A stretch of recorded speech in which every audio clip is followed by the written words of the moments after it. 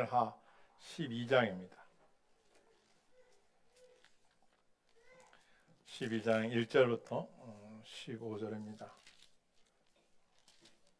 제 성경책 구약 479쪽에 있습니다. 제가 한 절, 여러분이 한 절 교독하시겠습니다. 여호와께서 나단을 다윗에게 보내시니 그가 다윗에게 가서 그에게 이르되 한 성읍에 두 사람이 있는데 한 사람은 부하고 한 사람은 가난하니 가난한 사람은 아무것도 없고 자기가 사서 기르는 작은 암양 새끼 한 마리뿐이라 그 암양 새끼는 그와 그의 자식과 함께 자라며 그가 먹는 것을 먹으며 그의 잔으로 마시며 그의 품에 누움으로 그에게는 딸처럼 되었거늘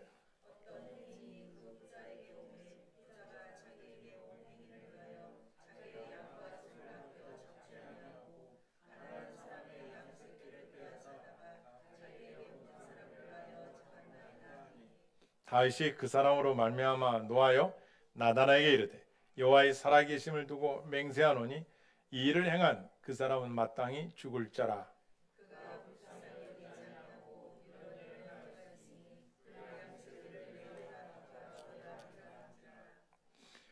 나단이 다윗에게 이르되 당신이 그 사람이라. 이스라엘 하나님 여호와께서 이와 같이 이르시기를 내가 너를 이스라엘 왕으로 기름 붓기 위하여 너를 사울의 손에서 구원하고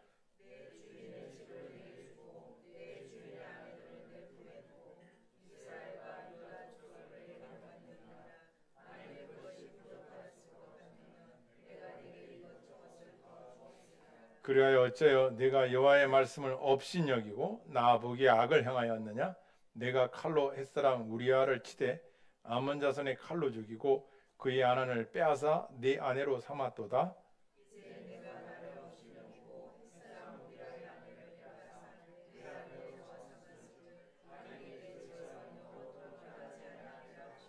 여호와께서 또 이와 같이 이르시기를 보라 내가 너와 내 집에 재앙을 일으키고 내가 내 눈앞에서 네 아내를 빼앗아 네 이웃들에게 주리니 그 사람들이 네 아내들과 더불어 백쥐에 동참하리라.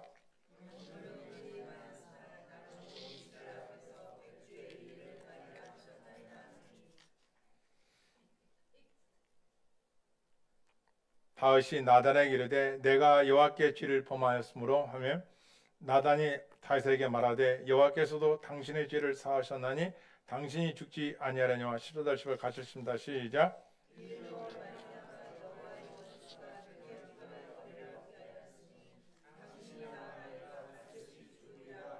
나단이 자기 집으로 돌아.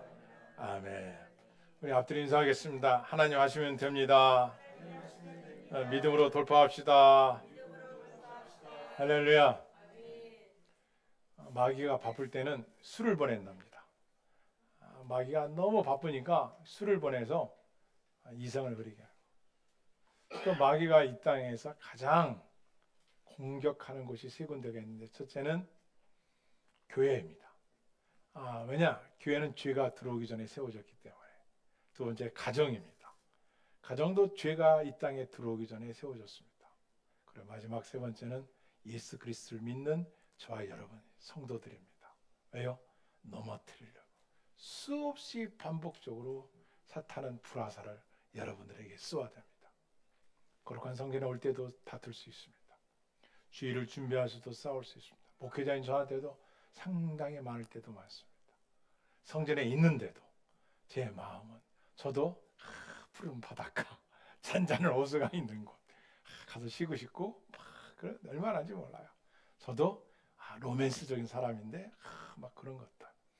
사람은 한도 끝도 없이 세상으로부터 유혹을 받고 내면으로부터 유혹을 받습니다. 우리는 싸움에서 어떻게 싸워야 되는가? 늘 승리만 있다면 얼마나 좋겠습니까? 없습니다. 그렇지만 늘 패배하느냐? 그것도 아닙니다. 이 다윗이라는 인물은 우리가 사무엘상 11장까지만 해더라도 패배란 건 없었습니다. 다윗이 가는 곳마다 하나님께서 다 승리해 주시는 거예요. 또 다윗은 갈 때마다 기도합니다. 그러니까 하나님께서 다윗아 이렇게 싸워 전쟁을 했다면 백전백승입니다. 원래 또 용맹했고 뛰어나잖아요 다윗이. 그런데 11장에 와서 장신의 충성된 부하 우리의 아내를 빼앗아 가지고 우리아를 암몬 자손의 칼로 죽이게 하고, 그리고 그 우리아를 아내를 빼앗습니다. 어떻게 보면 참 우리의 삶도 참 두렵습니다. 어떻게 보면 살아간다는 게, 왜 조심하지 않으면, 따라서 선줄로 착각하지 말자. 아, 나 이 정도 신앙이면 뭐 섰으니까, 나 이 정도 신앙이면 괜찮을 거야. 아, 아닙니다. 늘 깨어 있습니다. 먹으나 마시나 누우나 걸으나. 참 말하기 부끄럽죠. 오늘 한국교회도 지금 여러 가지 어려운 일들이 말할 것도 없죠. 엊그제만 해도 참 이름만 대도 아는 분들이 왜 이렇게 쓰러져 갑니까? 뭐 세상 사람들은 뭐 똑같은 인간이니까 하겠지만, 사탄은 언제든지 교회를 무너뜨리기 위해서 쉼없이 쏘아대는 거예요. 제가 요즘에 계속 찬물로 새벽마다 머리끝에서 발끝까지 부어가면서 생각하는 게 있어요. 옆 사람 인사 한번 따라해보세요. 정신 차리고 삽시다. 누구도 믿지 맙시다. 보고 얘기해. 서로. 여기 애기들 때 서로 누구도 믿지 맙시다. 제가 찬물로 그냥 머리가 깨어지는 것 같이 막 차가운데, 그걸 누구도 믿지 않는다. 하나님만 믿어요. 하나님만 믿어요. 여러분, 나도 믿으면 안 돼. 저도 약한 연약한 자야. 아까 제가 했죠. 저는 때로는 그렇게. 그런데요, 나도 내가 못 믿어. 하나님만 의지하는 거야. 그러면 저처럼 찬물로 샤워를 하세요. 새벽에 막 찬물 틀어놓고 막 얼마나 추운지 몰라. 우리가 이 세상의 삶이 승자만 있다면, 승리만 할 수 있다면 얼마나 좋겠어. 근데 만만치가 않다는 거야. 다윗 보십시오. 끝난 줄 알았어요. 그래서 우리아는 전쟁터에서 죽었고 교사에서 죽었죠. 부추기에서 죽였어요. 아주 그냥 아름다운 가정에 바세바가 아이 없었다는 거 보니까, 그 당시에 결혼했는데 신혼이었는지 아기가 없다는 걸 지금 뭐 바세바 나중에 솔로몬을 낳거든요. 그런데 하여간 아기가 없으니까 신혼부부였는지 뭐 산지 얼마 안 됐는지 잘 모르겠어요. 아기가 없었는지 하여간 그러는데 남편을 전쟁에서 교사에서 죽여버리고 그 아내를 뺏었습니다. 궁중에 바세바가 들어왔는데 아기를 가졌으니까 배가 불러가는 거예요. 아무도 몰라 저 아기가 누구냐 아기인지를. 근데 아기가 태어났네. 있는 왕궁에서는 다윗의 후궁도 아니고 부인으로다가 딱 들어온 거야. 아기를 낳았는데 아기가 시름시름 앓기 시작하는 거예요. 이야, 다윗이 보니까 이야, 이게 웬일이야. 다윗이 성경은 1회 7일입니다. 그죠? 금식을, 왕이 밥을 안 먹어. 어떻게 해서 국가에 난리가 난 거죠. 아기가 막 살려달라고 막 하는 거예요. 하나님 앞에. 하나님, 자기가 지은 죄는 하나님 모르겠지, 하는지 모르지만 그때까지 회개가 없었어. 하여간 아기 살려달라고 하면서 하여간 금식하면서, 그리고 밤새 땅에 엎드려 있었다. 왕이 땅에 탁 엎드려 하나님의 은혜를 바라는 거야. 아기 살려달라고. 신하들이 딱 보니까 와, 이건 공기가 너무 안 좋아. 왕이 지금 그냥 금식하면서 기도해. 그러고 나는데 7일째 됐는데 아기가 울지를 않아. 성경 보면 죽었어. 그러니까 신하들이 고양이 목에 누가 방울을 달겠냐처럼 아무도 다윗에게 가서 말할 수가 없어. 그러니까 다윗도 모르고 있는데, 여러분 금식하다 보면 멀리 소리까지 들리잖아요. 딱 다윗이 보니까 소리가 없어. 죽었구나. 그러더니 가더니 목욕을 탁 하시고 옷을 갈아입고, 야, 밥을 가지고 오너라. 이게 신하들이 깜짝 놀란 거예요. 아니 왕이요, 아니 어째 밥을 먹습니까? 애가 아파하고 뭐 이랬을 때는 막 밥도 안 먹고 그러시더니 죽었다는 소리를 듣는데 더 슬퍼야 되지 왜 이렇게 밥을 먹습니까? 했더니 그 아이가 죽어서 이제 내가 그 아이한테 갈 수는 있어도 그 아이가 내게는 올 수 없지 않느냐. 그래서 내가 밥을 먹는 것이다.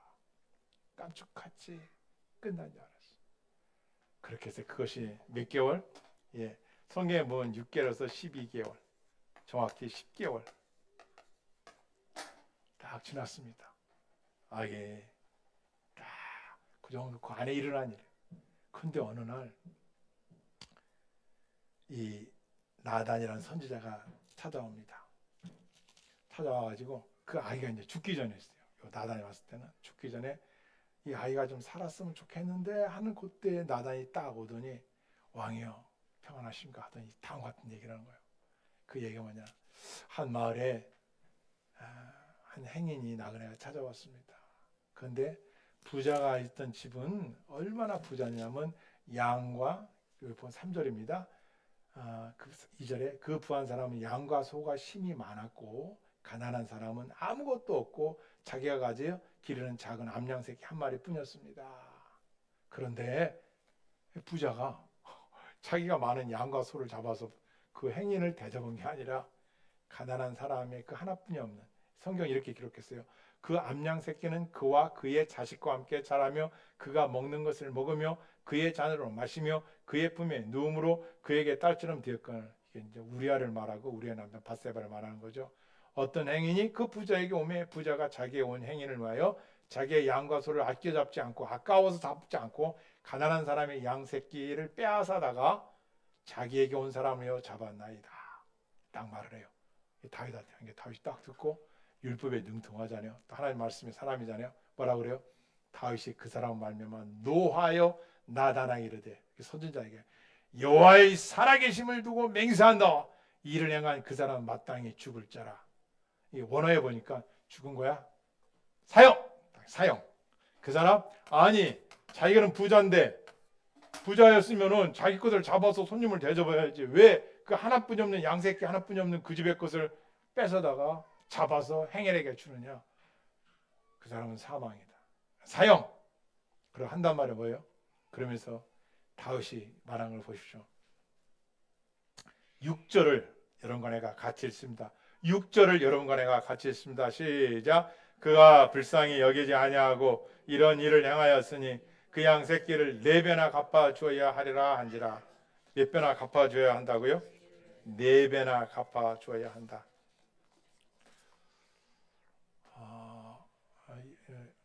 율법에 보면 남의 것을 도둑질했거나 남의 것을 손해를 줬으면 4배로 갚아라는 거예요.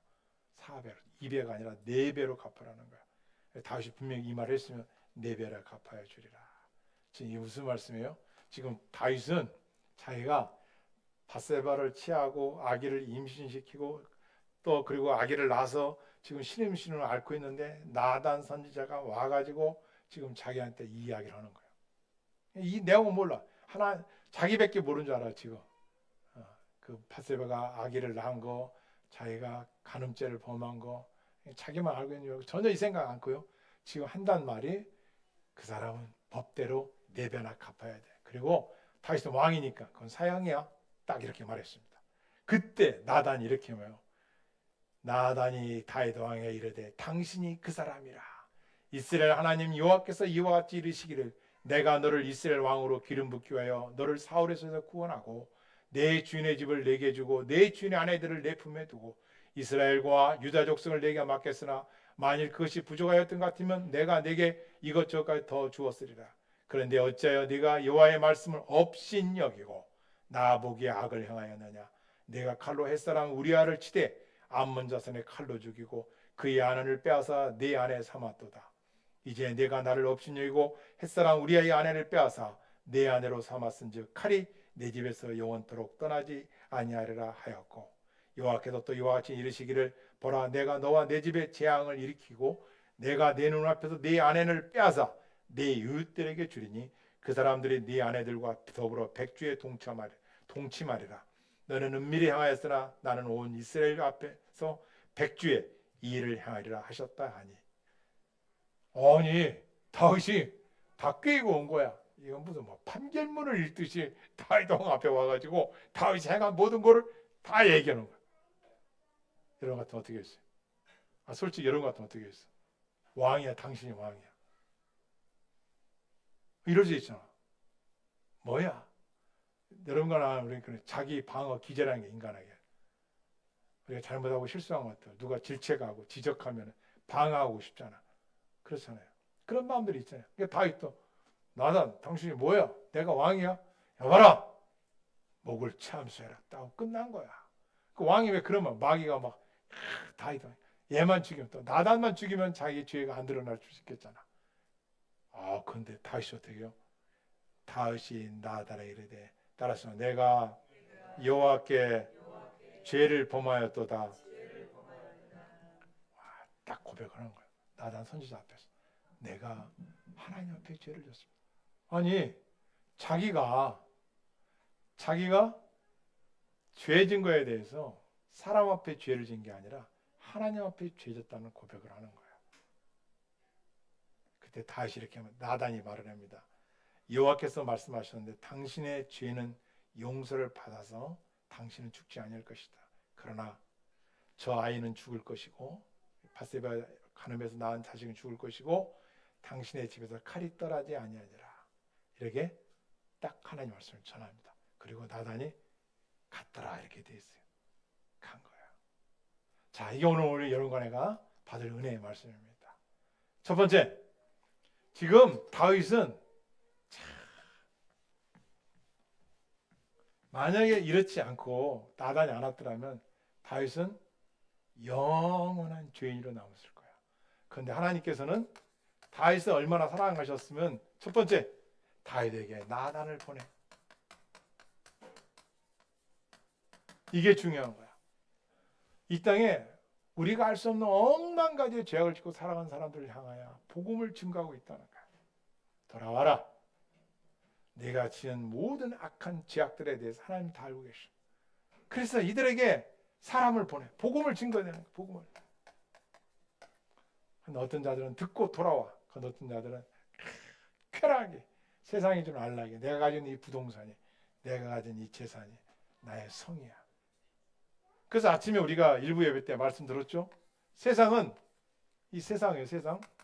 세상은 시간이 갈수록 하나님 멈추는 쾌락과 기쁨은 성취하는 순간부터는 하강 곡선을 이루어.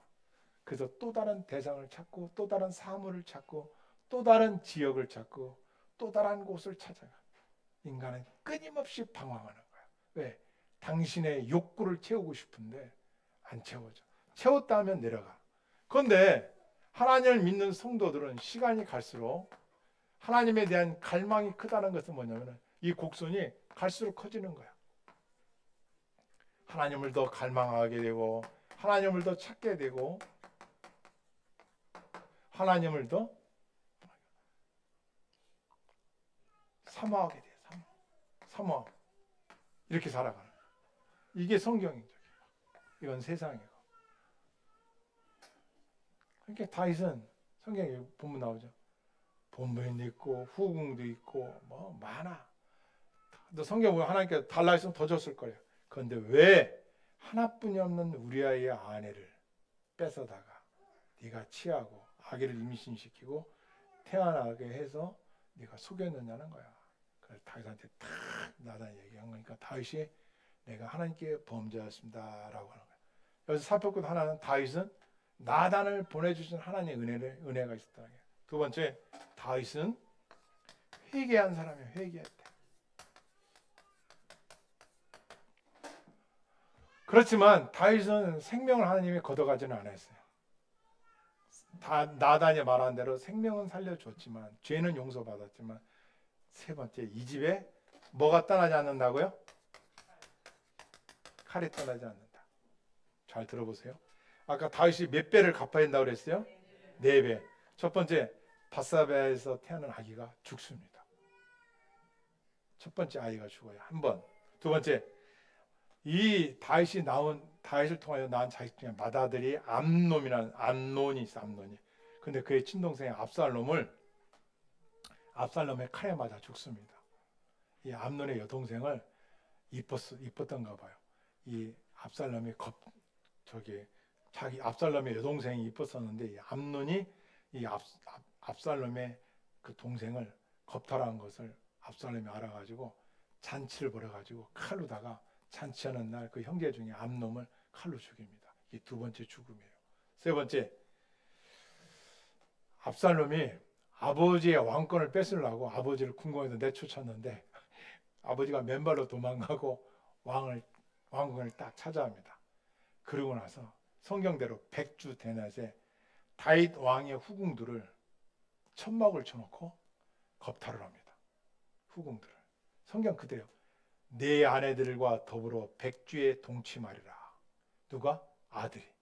압살롬은 아들이 이렇게 동침을 해버립니다. 그래서 이 말을 듣고 있던 요압이라는 장수가 있어요. 저번에 얘기했죠. 다윗 왕의 신복 부하면서 장군이야. 완전히. 그런데 이 요압이 압살롬이 반란을 일으켰으니까 성경에서 최고 미인이 사라고 최고 미남이 압살롬이에요. 머리끝에서 발끝까지 흠이 없었대요. 이거 얼마나 멋진 그 아들이었는지 압살롬이. 그러니까 다윗은 비록 자기를 내쫓은 그런 아들이라 하더라도 부모인데 얼마나 그 마음속에 있었겠어요. 그런데 이 압살롬의 피난길에 결국은 도망가다가 나무에 머리카락이 거의 땅에다 뭐 이렇게 막 길었던가 봐요. 가다 이게 걸렸는데 피신하다 말 타고 가다 걸렸는데 대롱대롱 매달려 있어요. 요압 다윗의 왕국 신복 부부가 딱 가가지고 칼로다가 그 아들을 처참하게 죽입니다. 찔러가지고 세 번째 이 다윗 가정에 칼이 한탄하고 죽이는 거야. 네 번째, 다윗이 임종을 앞두고 있었을 때 그 넷째 아들 아도니아 있었어요. 아도니아. 근데 이 아도니아를 솔로몬이 죽입니다. 왜? 반란을 일으켰어.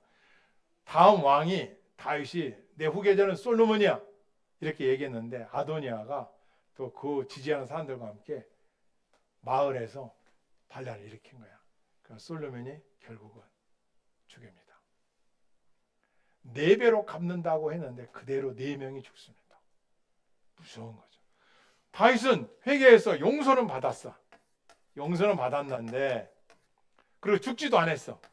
사망을 하나님 데려가지도 않았어. 이내.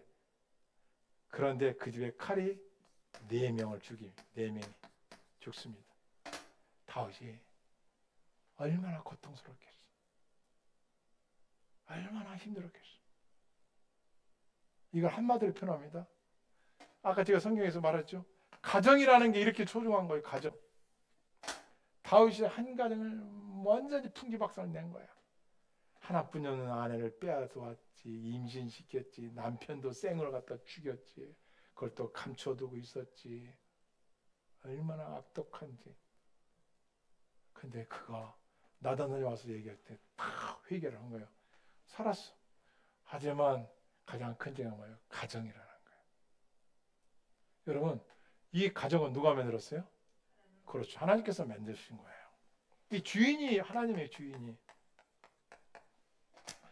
여러분이 연애할 때는 어떻게 해요? 이 아내 이 남편 아니면 못 살 것 같지. 그래서 다 했잖아요. 근데 살아가면서 왜요? 남의 빵이 커요. 저도 그랬어요. 시장에서 어렸을 때 엄마가 장날이 되면 호떡을 사오셨어요. 4-5개 형제들 사남매가 다 밥상 앞에 딱 앉는 거야. 호떡을 넣으면은 딱 쳐다보면 똑같은 호떡인데 왠지 동생과 더 커 보이 나눠 갖고 있으면은 그가 나보다 더 큰 것 같고 더 뚱뚱해 보이고 이거 저게 더 맛있는 것 같고 설탕도 들어간 것 같고 이게 비교가 돼. 근데 우리 인간도 살아가면서 어때요? 삶이 인간은 비교하게 돼 있어. 그러다 보면 저나 여러분 할 것 없이 있어요 없어요 마음에? 있어요. 앞에 있는 저도 있어요. 저도 지금도 이 마음속에는 좀 더 큰 교회도 좀 하고 싶고 별바 욕망 그것도 몇 개 있어요. 제 자신 있어요. 저도 똑같은 인간이에요. 그런데 성경은 딱 정해놓은 거예요. 한 사람의 한 사람, 한 남편의 한 여자야. 따라하십니다. 성경적인 가정은 한 남편의 한 여자이다. 이거요. 일부 일처야. 일부 다처가 아닙니다. 일부 일처야. 왜 이렇게 만들었을까요? 하나님께서? 왜? 이게 가장 성경적인 거예요. 가장 하나님 보시기에. 그런데 이 인간은 세상은 어떻게 해요? 자기들이 다 욕심을 내서 이제는 어떻게 해요? 왜 이렇게 살아? 남자와 남자, 여자와 여자. 만족 못하겠다는 거야. 아내한테 여자와 여자끼리 로마서 나오죠. 남자와 남자끼리, 여자와 여자끼리. 이것뿐만 아니에요. 앞으로는 지금부터 로봇을 판대요. 로봇. 이제는 성적인 것을 로봇을 통해서 갈수록 인간의 세상은 하나님을 배척하고 인간의 어떤 아방궁 같은 걸 만들어가고 싶은 거예요. 이게 타락한 본성, 칼빈이 말한 전적 타락한 본성, 타락한 본성에서 나오는 거예요.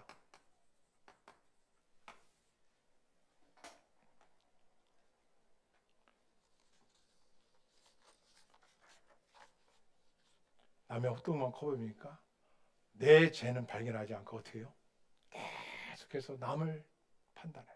우리는 수없이 남한테, 우리의 입술은 남에 대해서 얘기하지. 내 눈에 들보를 얘기해요. 참 좋은 교회는 어떤 교회냐? 참된 성도들은요, 이렇게 만나요. 라는 게 성경에 이렇게 돼 있어요. 내 허물을 말해도 허물이 되지 않는 관계.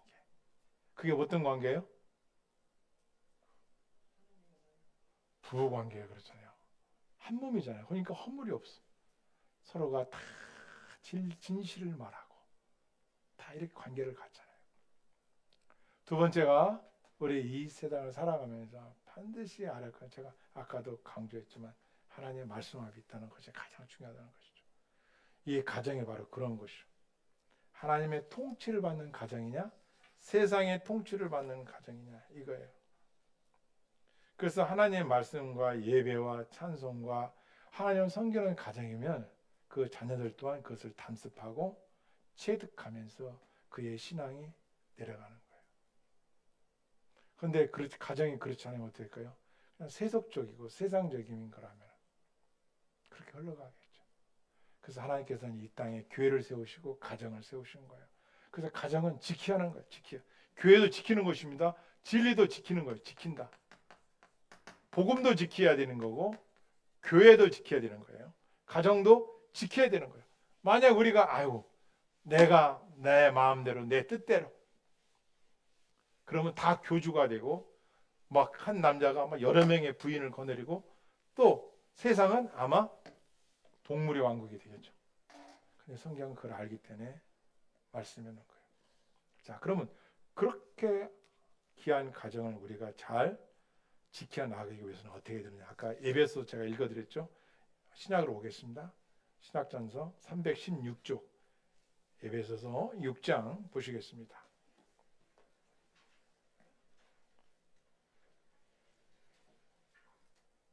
6장 1절 읽습니다. 시작. 자녀들아 주 안에서 너희 누구에게 뭐하라? 이것이 어른이라. 따라했습니다. 자녀들아 주 안에서 너희 부모에게 순종하라. 이것이 제가 설명했죠. 말 잘 듣는 그 집안은 아들 보기 아들아 소 있지 얘 지붕에 올려 얘 사다리 놓고 지붕에 올리고 있더라는 거예요. 순종이 있느냐. 두 번째 따라서 네 아버지와 어머니를 공경하라. 이것은 약속 있는 첫 계명이다. 이래서 네가 땅에서 잘되고 장수하는 거라. 네 번째 따라서 아비들아 너의 자녀를 뭐하게 하지 말라? 노엽게 하지 말라. 오직 주의 교훈과 훈계로 양육하라. 자녀들을 노엽게 양육하지 말라는 거예요. 자녀들에게는 말씀으로 양육하라는 거예요. 에베소 6장에 보는 어떤 가정을 우리가 이루어나가는 딱 하는데, 첫째는 남편들은 아내를 어떻게 알아요? 뭐하라? 남편도 아내를 뭐하라? 사랑하라. 아내들아 남편을 뭐하라? 예?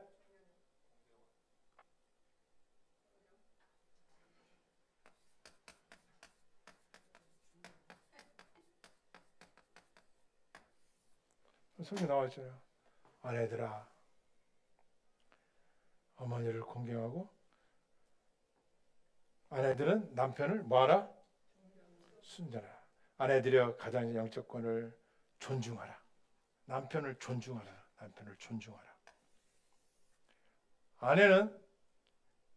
남편은 참 아내를 사랑하고 아내는 남편을 존중해 줘야 돼. 존중. 이게 부부의 관계 하나님께서 말해 주는 거예요. 존중해 주는 거야. 제가 전도사 때 막 알바를 많이 했다잖아요. 그때 하는 게 학원차였어요. 컴퓨터 학원, 유치원 학원차, 뭐 그다음에 목욕탕, 청소부 뭐 안 해본 거 없어요. 딱 했는데 학원차를 할 때였었는데 여선생님이 탔는데 이렇게 막 따뜻하게 막 이렇게 연약하신 것 같은데 떠리떠리하더라고요. 애들한테 너무 잘해. 그래서 이제 물어봤어요. 부모님이 어떤 분이었는지 한번 얘기해 줄 수 있어요? 했더니 우리 엄마 아빠요? 간단합니다. 뭔데? 했더니 저희가 말을 안 들어서 삼남매가 집안에 못 들어오고 바깥에 있어요. 겨울철에. 근데 엄마가 그 우유 넣는 통 있잖아요. 거기로 신문지를 내줘서 이불을 못 덮고 신문지를 깔고 밤을 샜다는 거예요. 엄마가 그렇게 했는데. 근데 보통 엄마 같으면은 문을 열고 남편을 무시해서라도 야 들어와 한다든가 당신 미쳤어? 뭐 당신 왜 그래 애들한테 뭐 하면서 대들었다면 그랬는데 끝까지 그 엄마가 그렇게 했다는 거예요. 근데 그때 자기들이 그걸 느꼈대요. 야 우리 엄마가 아빠 말을 저렇게 잘 들었나? 끝까지 새벽까지 있었다는 거예요. 그리고 어느 날 봤는데 안방에서 소리가 나는데 싸우더래요. 엄마 아빠가. 가만히 이렇게 들어보니까 엄마가 얘기를 해요. 다 삼남매가 길을 듣고 있는 애가 돼요. 며칠 전에 개 모임이 있어서 엄마 아빠하고 이렇게 갔는데 남편이 술을 먹고 아내를 지적하는 말을 했다는 거예요. 우습게 아마 먹어서 거기서는 웃고 떠들었는데 이 엄마는 남편이 이제 약간 무시하듯이 이렇게 얘기를 한가 봐요. 그런데 그 끝나고 와서 아침에 그 얘기를 하는 거예요. 남편한테 이렇게 얘기를 하더래요. 여보, 내가 어제는 당신 친구들 앞에라 내가 커피를 당신 대들 수가 있어? 내가 당신을 존중하잖아. 다 참은 거야. 이제서 하는 얘기야. 왜 당신 술 먹고 나를 욕해? 왜 나를 흠을 잡아? 당신 창피한 거야. 당신 얼굴에 침 뱉기지. 그리고 우리 삼남매 앞에서 그게 그러면 되겠어? 앞으로 그렇게 하지 마요. 그때 자기 삼남매가 배웠다는 거야. 나는 결혼하면 저렇게 해야지. 아빠라는 사람은 비록 흠 있고 모자라고 부족하더라도 엄마가 저렇게 하니까 가정이 사는구나. 이것도 배웠고 우리 아버지는 고집만 세고 좀 무식하고 뭐 성격이 강한 줄 알았는데 당신의 자기가 잘못한 것에 대해서 인정할 줄도 아는구나. 이걸 배워서 삼남매가 그렇게 산다는 거예요. 그때 제가 깨달은 거예요. 이게 교육은 말로만 되는 게 아니라 보여주면서 하는 거고 또 이분은 그게 너무나 긍지와 자부심을 갖고 있더라고요. 이 존중이라는 단어는 언제예요? 남편이 존중스럽지 않을 때 세상 말로 돈 너무 벌어오고 뭐 깨대대하고 뭐 하여튼 그럴 때도 변함없는 거예요. 이게 존중이에요. 사랑. 남의 떡이 보인다고 사랑이 변하면 돼? 남자분들 얘기해요. 제가 해야 돼요? 저기 남자들만 사랑이 변하면 돼요? 장가 안 가서 우리 청년은 얘기하고 결혼하신 분들은 가만히 계시네. 뭐 얼마든지 나는 나 이거 오해 여러분 어떻게 수습할지 모르겠어. 내가 수습해 드릴게. 남자 마음대로 물론 다 그럴 수 있어요. 그런데 알아야 돼. 변해서는 안 되는 거야. 이게 성경이에요. 그게 뭐요? 자기와의 큰 힘없는 게 서럽고 힘들고 지치고 어렵고 아니 굽고 더럽고 티사하고 막 하더라도 이 사랑을 마귀에게 안 뺏기려고 지켜야 되는 거예요. 할렐루야. 그래서 믿음은 뭐라고요? 제가 늘 가르쳤죠. 믿음은 내 외투를 세탁소에 딱 맡겼는데 세탁소 주인은 내가 왔을 때만 나한테 줘야 돼. 여러분에게 주신 믿음을 우리가 천국 가서 하나님 앞에 내보여야 되는 거야. 지켜서 가지고 가야 되는 거예요. 이걸 뺏기면 안 돼.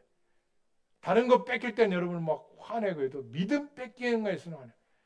남편이 나한테 화를 나게 하고 나한테 지적질하고 아내가 나한테 바가지를 긁고 우리 가정의 아이들이 막 혼란스럽고 뭐하고 아니야.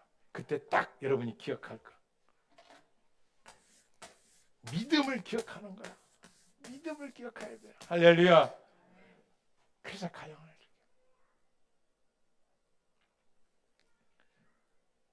제가 몇 번 얘기했는데 한 나라에 100명이 모여 사는 가정이 있었답니다. 대궐 같은 집에 100명이 모였어. 근데 이 말이 들리는 거야. 근데 한 번도 안 싸운다는 거야. 그러니까 왕이 그 말을 딱 듣고, 야, 우리나라에 그런 집이 있어? 야, 마차를 준비하거라. 그리고 찾아갔다는 거야. 갔더니 이게 막 옛날 허물어져 가는 대굴 같은 집인데 진짜 집이 크더래요. 근데 왕이 왔으니까 신하들이 가서 이 집안에서 가장 어르신이 누구요? 왕이 왔습니다 했더니 난리가 난 거예요. 그래가지고 백발이 상상한 할아버지가 끼어서 나오는 거예요. 왕 앞에서 아련하다 탁 엎드리는 거예요. 왕이 말하는 거예요. 우리나라에서 가장 행복한 가정이 이 가정이라고 해서 내가 찾아왔습니다. 일부러. 어르신 한 가지만 가르쳐 주세요. 그러면 온 백성들에게 가르치겠습니다. 도대체 안 싸우고 사는 비결이 뭐요? 그러니까 할아버지가 왕이요, 백지와 먹을 과 붓을 주십시오. 여봐라, 갖다 드리라. 그러니까 할아버지가 그 엎드려서 뭐를 막 쓰더래 막.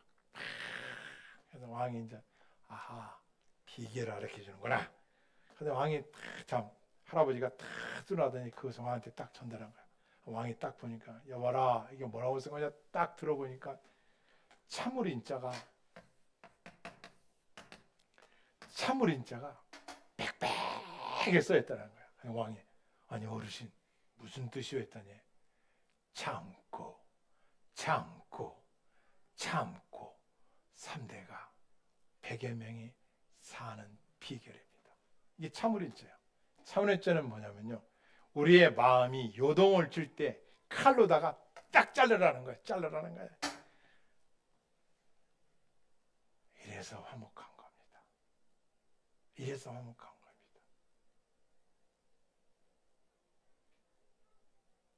제가 일본에 갔을 때 서점에, 뭐 일본을 잘 모르지만 일본에서 제가 얘기를 들었어요. 이 일본에 이런 게 있더라고요. 분노는 적이다. 우리의 마음에 가정생활에 분노가 일어날 때 그 분노는 마귀에 보낸 불화살이고 적인 거예요. 적을 알아야지. 그래서 우리가 싸울 것은 혈과 육이 아니요, 우리의 믿음을 빼앗으려는 악한 사탄 마귀의 불화살인 걸 알았어. 내 가정 소중하듯이 남의 가정도 소중히 여기고, 이 가정의 달 5월달에 참된 믿음의 가정을 세워나가는 결단과 그런 웃음꽃이 믿음의 꽃, 성령의 충만한 복된 가정, 풍요로운 가정이 되기를 주님의 이름으로 축원합니다. 아멘. 기도하시겠습니다.